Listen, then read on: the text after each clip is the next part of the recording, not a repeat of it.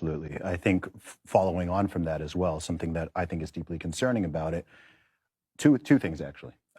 Number one is that it sets a very dangerous precedent because there's not really a more fundamental and self-evident and obvious truth as the fact that there are men and women, boys and girls, and that males and females are different and always have been in all across species. It's literally how we all got here. Everyone birthed on this planet was birthed from a woman.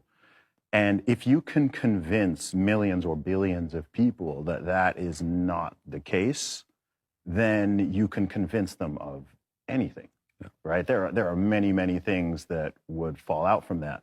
And another point of it, which is you brought up the issue with kids, and you talked about this in your documentary, but a point that I haven't seen many people make, and maybe because it's very uncomfortable, but to me it's a very obvious gateway to pedophilia.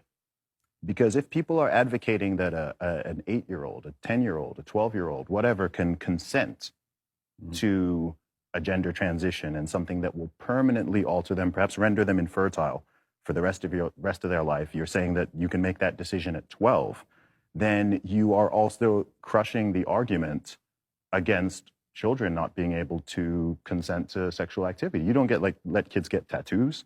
You don't let them drive. You don't I think tattoos are actually a great example because that's something that's permanent. I'd say a 12-year-old getting a tattoo is less concerning than them going on hormone therapy or having their genitals removed or anything like that.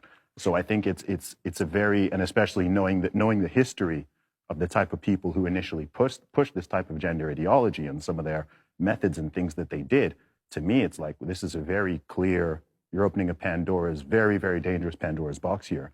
And I don't even know if the activists themselves realize that or the people advocating it, but it's a point that I don't think gets brought up much, but I think that's a real danger of it as well. Aqui, a situação de vulnerabilidade proposta ali no 217A indica uma pessoa com menos de 14 anos. Então qualquer pessoa que você tiver conjunção carnal ou praticar ato libidinoso contra ela, se for menor de 14 anos, é estupro de vulnerável.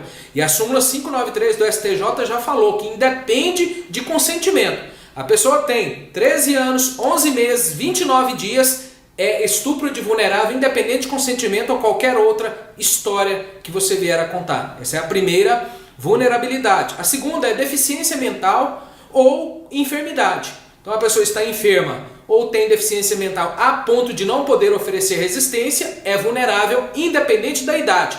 Pode ter 18, 20, 21, 30 anos, a idade que for.